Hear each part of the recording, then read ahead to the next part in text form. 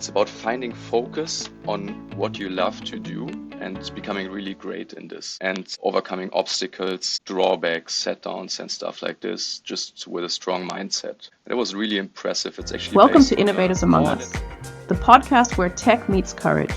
And together we reshape the future of innovation. So let's meet the innovators among us. Do you feel you found your love in what you're doing right now with your career path so far? Yes, because I was a researcher at university, and research at university was a nice job. It was very cool and interesting, but I didn't really see the necessity of doing it because we didn't really think about transferring it to real world impact. And now I'm helping startups and researchers to turn research into real world impact. I love that. You know what I love in particular? Working in this startup support environment, you have so many positive people that have big visions, following big missions. You rarely see any negative energy, and that's so uplifting. That's great. Today's guest is Jan Blasius. He's a deep tech nerd, startup builder, and used to be a chemist, the kind who models molecules. But now he transformed from research to really helping scientists and students to turn research into real startups with impact at TUM Venture Labs. He's also one of our mentors. He did his PhD in chemistry, but also knows how to fix messy workflows, loves Notion and all the tools that he needs to really get projects done. That's why we're here today. We're really excited to see how he uses automation also in his ways of helping scientists to move from research to a real business case and make our lives way less chaotic. Thank you for being here today. Can you now tell me a little bit how your research was before you shifted to startups? I did research in computational chemistry, so basically doing computer simulations of liquids at a computer, not in a lab because I was really bad in a lab. It was dangerous for me and others as well, so I shifted to the computer. How was it? I actually started doing research already during and after my bachelor thesis. I stayed in the research group where I did my bachelor thesis and continued with research there. And then did my PhD in the same group. I had a great supervisor. I had a very good connection to her. She was really supportive and gave me a lot of freedom. That's why I really enjoyed doing the research. But the problem I've seen a bit is we did a lot of papers, a lot of research projects here and there, sometimes with a specific focus, sometimes not with a great focus. And the biggest issue that I've seen personally for myself is I constantly ask myself the question, okay, great, I'm doing this research now to write the next research paper, to get the next grant for funding, and finally to get my PhD thesis. But what can actually be done with this new research? And then at this time, some seeds started to grow in my mind, so to say, hey, why do we have so much great researchers and research being done in Germany? But why don't we do anything with that? Why don't we transfer it into real world impact? That's why after my PhD, I was obviously looking for some jobs, and some of the main career paths for PhDs in chemistry are first chemical industry, of course, highly paid, good jobs, or going to consulting because consultancy is really like natural scientists because they work really structured and are problem solvers. And I had some interviews here and there, and I have to say they didn't catch me at all. It was kind of boring, especially in chemical industry. And that's why at some point I thought about, I think startups are cool. I think research is very cool, especially natural sciences and deep tech research. Why don't try to look for a job that combines both of this? And then with kind of a lucky shot at LinkedIn, I found my current position at TUM Venture Labs, where we actually help researchers to transform research into deep tech startups. And how does a typical day of a researcher look like versus how a typical day of a researcher looks like in a startup? There's no typical day, I can say. And like that, there's also, I think, no typical day for a researcher working in a startup. Thinking back about my research, it was mainly like this. Okay, I come to the office quite early in the morning when nobody's there already because researchers start working kind of late usually. So you have some quiet time. You check your emails, but there rarely are some because there weren't really many emails coming in. You check your computer calculations that you submitted previous day or a week ago, depending on how much time you expect them to run. You check if they're still running, if everything's going well, if something crashed, if you have to fix some bugs in your input files, restart them. So this was usually kind of the first thing I was doing. And afterwards, it depended a bit on upcoming deadlines. So to say, it was either focusing for many hours on analyzing and plotting data for new research papers, or really writing the papers. So for me, I always try to follow a very structured process of writing a research paper. First of all, I thought about the story that I want to tell. Then I thought about, okay, which data do I need to tell the story, in which order, so which tables, which numbers, which graphs. Produced all of this and then started writing the story from beginning to the end. And I really took a lot of time for this. So a whole day could look like writing the introduction of a research paper. And it was all about aiming for very high quality, of course, to get into the best journals. And now thinking about the perspective or the day of a researcher working in a deep tech startup, of course, they're also trying to aim for really high quality in their research, because in deep tech startups, because they're new and disruptive technologies, and to establish something like this, you need a high quality and high security of that it works. But on the other hand, their focus or their daily focus shifts more into thinking about, hey, how can it actually be converted into a product? Because a technology is something completely different than a product. Because a product is something that a user can use and provides a benefit for them or solves a problem. They shift their focus more on looking for specific market opportunities. That's what we call it. So what are the core abilities of technologies that I'm researching on or that I'm developing, and how can these core differentiators of my technology actually help some very specific user group to solve a very specific problem? Then they're also doing some kind of market research, customer interviews, the basics of every startup. In startups, we know we have to be fast, very, very fast, experiment a lot. Do you also feel that this need for speed is given when you're a researcher? Yes, that's a very, very good question. And that's something that I'm currently trying to figure out myself. I started to ask myself the question a couple of months ago, because at the beginning, here at the TUM Venture Lab in Heilbronn, we didn't work with that many researchers because there aren't that many researchers here at the moment, which is also fine. The campus is still very young. And now we're shifting more and more towards finding these deep tech researchers that are working on a startup. So that's why we are also currently in the process of trying to figure out how they actually operate. But I think it depends a bit also on the technology. Let's say we work a lot with AI startups. So let's say we have a startup that's developing a new algorithm for forecasting. Forecasting you can use everywhere, in logistics, in traveling, whatever. And this algorithm would work for all these domains because it's a more or less general forecasting AI. But then you have to think about, okay, for which customer group do I actually want to develop a product around this AI? So there you really have to do some customer research, of course, and also pilot projects to learn which problems do potential customers have and how can I then adapt my solution. Otherwise, if you have a deep tech startup that's, for example, working in nuclear fusion, so gaining power from nuclear fusion, these startups, they have less of a market risk. There's not a bigger risk of finding customers once the technology works. It's more about the technology risk, if the technology will work at all. So in these cases, I think the focus is more on really developing the technology, and then the market will be there intrinsically at some point if it works. If you apply for grants, do you feel the pressure here is similar to the pressure that startups have to go into the market or find research grants for their startups? I think for startups, it's often like you have a runway and you have a do or die. Of course, you could pause if you don't have resources and then continue at some point. But what I see is mostly for startups, you always try to extend your runway without any interruption just to continue operating. I mean, in research, of course, I think you are a bit more flexible because researchers hop on and off on different research chairs. So you're doing a PhD, then you're doing 1 year postdoc here, 1 year there. You have some interruption in the meantime. So I think, of course, it's critical there as well to find funding, and it's super hard to find funding. But I see it less critical. With the exception, if you really want to pursue an academic career. Let's say you want to become a professor, you need a lot of luck for that anyway. And I think there you should really get a straight CV. So hopping from research position to the next research position, and also securing your own grants, because this is also something that helps you get positions later, because you can say, hey, I raised my own money. I don't rely on another supervisor. But I think that's less do or die than with a startup. If we now think about companies and their R&D departments, do you think this is now something completely different than research at universities, or is that very comparable? In companies, R&D is much more focused on product, on actual use cases, because I mean, they have to make revenue to survive further and to pay their employees, of course. In fundamental research, that's less critical. You always have to differentiate there a little bit.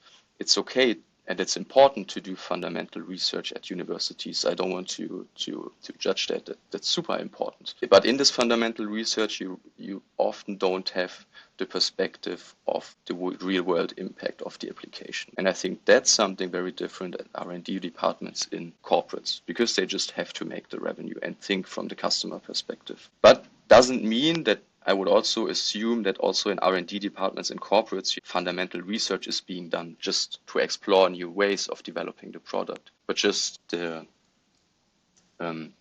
level of fundamental research being done and actual product research, I would call it, is completely different than in academia. Do you feel that the need for having an impact or seeing something that actually works and is brought into the world is something that is very specific to startups, or you can also have when you work at a university or R&D department in a company? I think that always depends on the university and R&D department that you work in. In R&D departments at corporates, you're working on some real products, so you have a real world impact on something. And I think that can be a good motivation to join an R&D department at a corporate.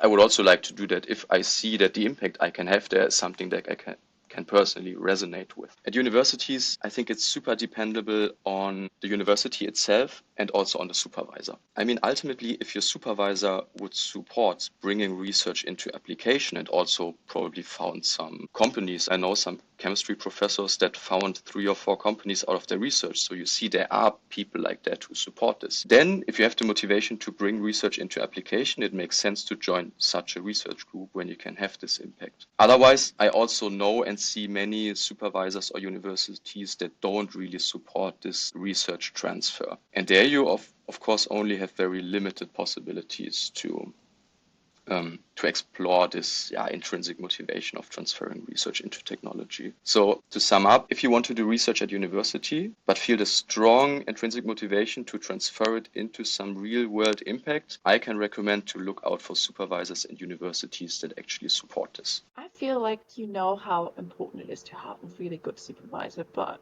do you have any experience that really shaped this thought of like, I need a good supervisor or a good team to really thrive? And how important is that really for startups or researchers in general? Before you decide in which research chair you want to do your bachelor thesis, there is this day of open research chairs where students can just go there, they can explore which research is being done there and get some impressions and then make a decision.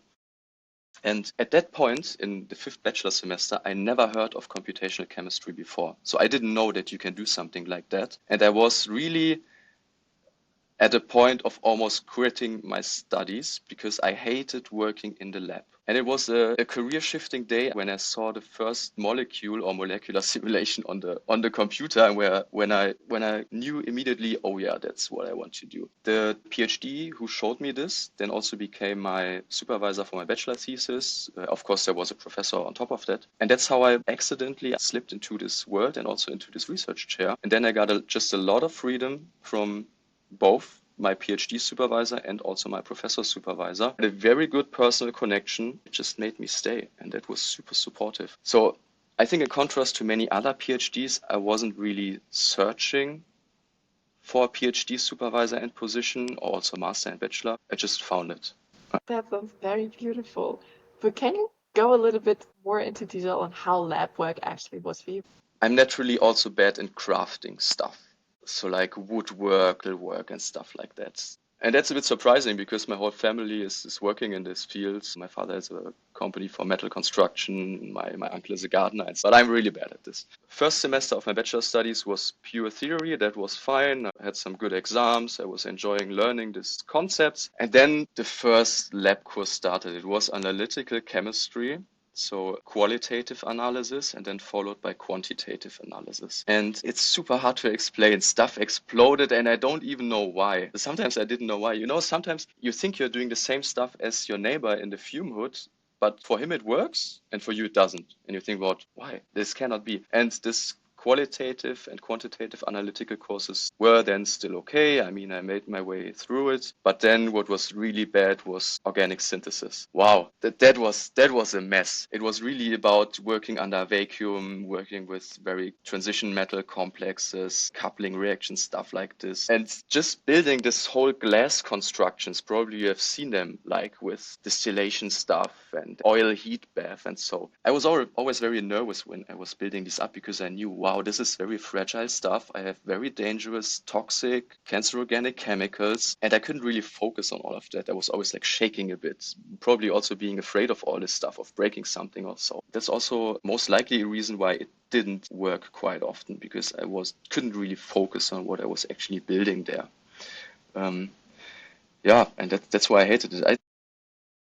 Did you always know why and what is happening in your simulations? If you start a simulation of a chemical system, you have to give very many input parameters. So you have to say, okay, where are my molecules? Which velocities and accelerations do they have? What are forces between my molecules, like attracting molecules together or pushing them apart?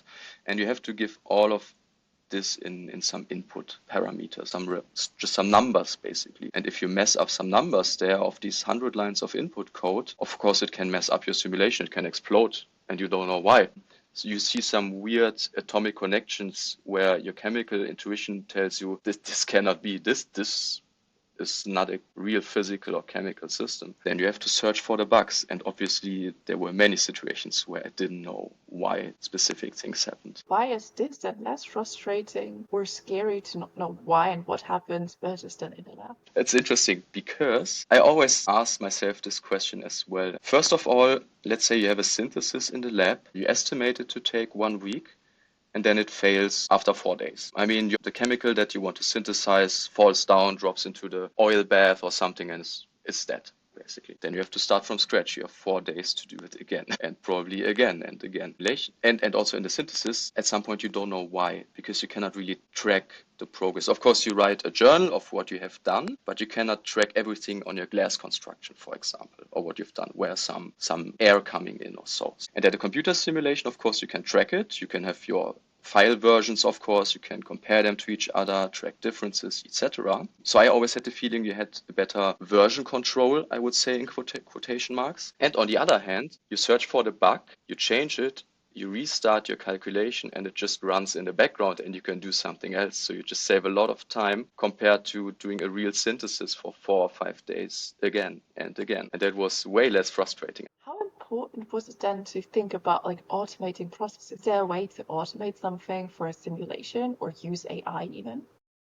We didn't use AI at that point. Also because when I was in the mid of my PhD, I would say AI really started to become popular also in the general community, but we didn't really adopt it except for GitHub Copilot for coding. We mainly worked on Linux servers, so we used simple bash scripting or Python scripting to automate setting up files, analyzing data, submitting thousands of calculations. Also, we were really focused on automating stuff because otherwise with manual work it would not be possible to start 1,000 calculations at once. How long did it take you to learn to do that? It was a process.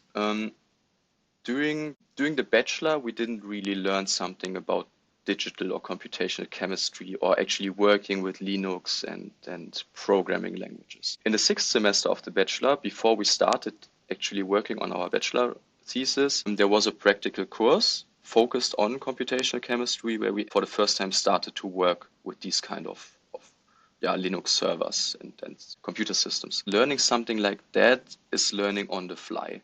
It was a continuous learning process of getting to know the first super basic bash commands, like changing a directory in a terminal, for example. Initially, I didn't even understand what a terminal is, but there were some random, more or less for me, random letters and directories and stuff like that. I didn't know what to do with that. During my bachelor, I already made a big progress there, also working with the first automations. And then, of course, within the next 2-3 years, when I continued working during my master thesis as well, and the first year of the PhD, I made a really fast progress there. So I would say to start working in computational chemistry, you need a couple of weeks or months to do your first basic stuff. That's not super hard. But once it becomes then very specialized, if you have to set some really specialized parameters in your simulation inputs or so, then of course at some point you need a real deep expertise in this domain. So it depends.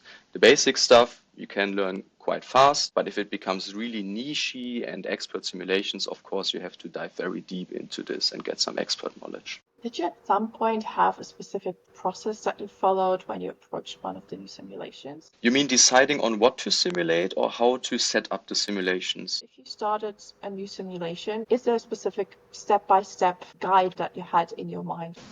We have some technical guides. We more or less always do the same. You always also have to do always the same to make the simulation run successfully. What you do first is, okay, you think about what do I want to simulate, of course, which chemical system. Then how many molecules do I want to include? That depends on the type of simulation that you want to do. It can be very small, like 20 to 30 molecules, up to 1,000 or 10,000, depending on what you're looking for. You put them in a box with some computer algorithm, very simple. You set up your parameter and input files, check if everything is correct, and then you click submit and it will be sent to the queue of your computing cluster and then it starts running. So it's not magic work actually if you have done this process 1 or 2 or 3 times. It's always the same when you understand how to approach this. Now I know you love Notion and set up also a whole new process for the current job that you have. Can you give me like a little more insight into that? Why do you feel this was necessary?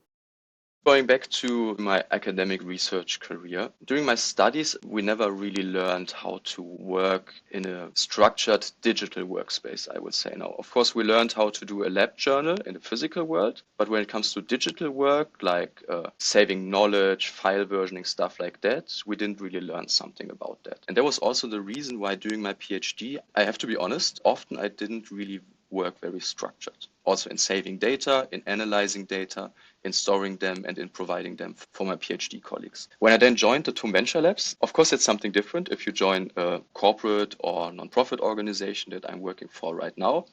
You have bigger teams, you have a bigger organization, and you have to organize yourself because you have to deliver actual real value and put something out there from the organization. And luckily, I got introduced to Notion by my current boss here, who's, by the way, also named Jan. It's kind of funny. And he set up the basics because he really loves Notion and is an expert. So he set up the basic space in Notion for our team. And it was then more or less my task at the beginning to fill it with information, to further structure it, etc. So that's how I learned how to work with this. And I think it's super effective because with Notion, we have, so to say, what I always term a single source of truth, where we know for our daily work, we just have to go there and we find everything that we need. Of course, we also have links linking to external tools like OneDrive, for example. So we're also using other apart from Notion, but Notion is our single source of truth where we find all of it. And I think we have, of course, knowledge maintenance there. If some people leave, the whole knowledge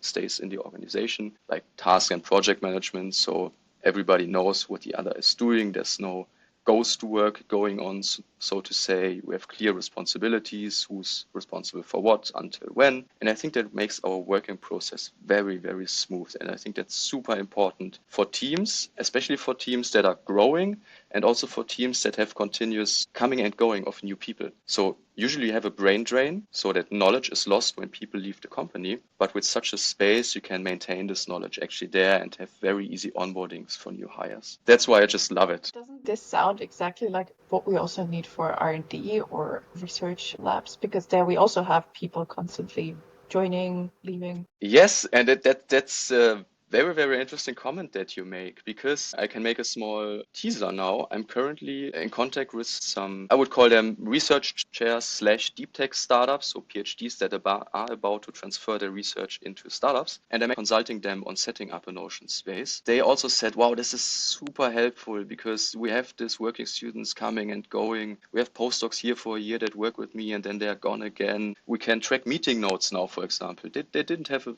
tracking of meeting notes. It was on paper. And then, the paper is thrown to the trash can by the cleaning lady and the meeting notes are gone, for example. So I think, I totally agree. That's also something I see as highly valuable for research groups. And then, of course, depending on what the research group is doing, if they're doing a lot of software development, of course, a GitHub connection makes sense then, obviously, to have a versioning of files and the software. I clearly see a need there. I also get the feedback that there is a need. I'm about to start a consultancy for that.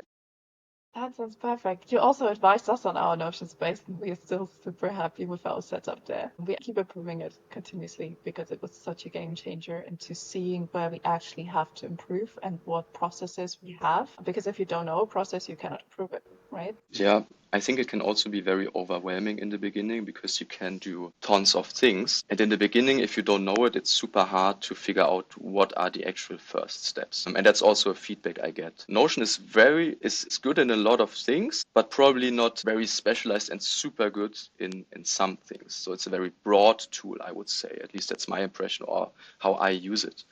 And I'm happy to hear that you're also continuously improving it. And I think they're releasing so much great new stuff constantly. You can always find something new and improve some processes here and there. Where do you feel most innovation happens right now? How we approach innovation? Yeah, that's a very interesting question. Of course, AI is the absolute hype topic at the moment. And I think also at universities, there's a lot of fundamentally really important research going on there. For me, innovation is then going the step further. New research is always kind of an invention. And only if you couple it with kind of a business, you have an innovation. There are universities coming up, like, for example, TUM that I'm working on, but also I see this at other universities, also at the University of Bonn, where I did all my studies, that research transfer is being put more and more into focus. So usually you have two pillars, which is research and education, but more and more universities use transfer as third pillar. And I think that's a very important top-down principle then, that it's pushed from the top, that transfer is also being pushed at the bottom level at researchers. Universities are going into a good direction, but I think there can be much more work done in this. And I think we have a lot of potential here in Germany. But I believe that in the next years, we can really build some innovation factories also at universities or in the near field of universities. So this in terms of locations where innovation can happen or is happening, and also in the future. In terms of domains, I'm not into all the domains, to be honest, but just a couple of days ago, ESA Aerospace launched the first German multi-stage rocket from European ground. That's super impressive to see that this actually happened. A lot of stuff happening also in like space tech and dev tech, especially since the security situation currently in Europe. But for example, also in nuclear fusion. I was just recently listening to a podcast and reading a deep tech report, and I think the number was worldwide there are 45 startups working on nuclear fusion. 4 of them are in Germany, and all of these 4 can be more or less ranked in the top 10, although they have way less funding than the US counterparts. And I think there's a lot of interesting stuff happening here at nuclear fusion, especially in Germany, where many people actually are not aware of that this is happening. What do you feel is a big advantage in Europe versus other areas? A big advantage in Europe, probably I will limit it first a bit to Germany and probably the DACH region. So I hear this quite often at the moment that right now it's the time for Europe to become a deep tech hub. And I think if you think centuries back, Germany was then always kind of very good in building machines, constructing engines and stuff like that. Very precise and high quality work. And at that point, when it started, this was also basically new deep tech innovation. So we were already quite strong in deep tech innovation. Like centuries ago, we were market leaders worldwide. And I think because we as Germans, we are always very precise, focused on high quality, over-engineering things also quite often. But often this is also necessary in deep tech because you're working on such very fine-tuned physical, chemical, biological systems where you need this precision. But once you figure this out, how such a technology works, then you can scale. And I think that's something where we are very good in really bringing this deep tech research to a point where it works perfect. And then we have to take the leap of transferring it into a product. And I think that's a very great chance that we have in the next couple of years.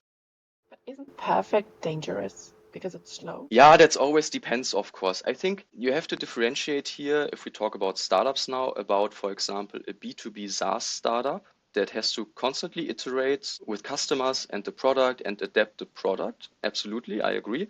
Their perfect is very bad because you don't make any progress. But if you think about building uh, a multi-stage rocket, for example. You see it crashed, so it obviously wasn't perfect, which is okay. I mean, I think it was still super impressive that it was flying for like 30 seconds. But there you see, if it's not perfect, it doesn't work. And the same for nuclear fusion or for drug development, biological systems. If they are not more or less perfect, they can cause real harm, for example. So I think, yeah, if you go into that direction, the technology has to be at the point of being perfect. This somehow reminds me of your lab experiments that exploded if they were not perfect. Yes. I mean, I said explode. There was only one explosion. It was very small. So Good. it So was no okay. fire departments arriving. And not because of me, That's good to know. but there were constantly firefighters coming around. It's really worth for all the listeners to have a look into the deep tech research and deep tech startups that we have and is being done in Germany and also in the broader region of Europe. In the public communication, the public communication is always very negative and feels like, we are so bad, we are going down, etc. But if you then dive a bit deeper into this, I have to call it bubble now because it is kind of a bubble, into this deep tech innovation and research and startup bubble, you really see what kind of amazing researchers and founders we have here in Germany. And for me, that's really positive. It has a really positive effect on my mind. And I can highly recommend to all of the listeners to go into that and get some broader vision of what can be done and can be achieved in Europe. Do you want to become a founder yourself at some point? That's also a very good question. I asked that myself a lot of times. At the moment, I would say probably no, or I would not want to become a founder in, for example, a B2B SaaS startup, because I really see that I love diving deep into research topics and physical, biological, and chemical systems. I just love seeing these equations, molecules, and engineering stuff. So I would rather even join a deep tech startup first to see how it works, to gain some experience, and then probably also found a deep tech startup. That can be an option. Thank you so much for this inspiring discussion. Hope you enjoyed it a lot, and we see you more. Thank you, Julia, for the time. Thanks to all of you for listening, and really have a look into deep tech reports and what's being done in Europe. It's very inspiring. What it really takes to change how we change. Reimagining what's possible and proving that innovation isn't just a strategy, it's a mindset.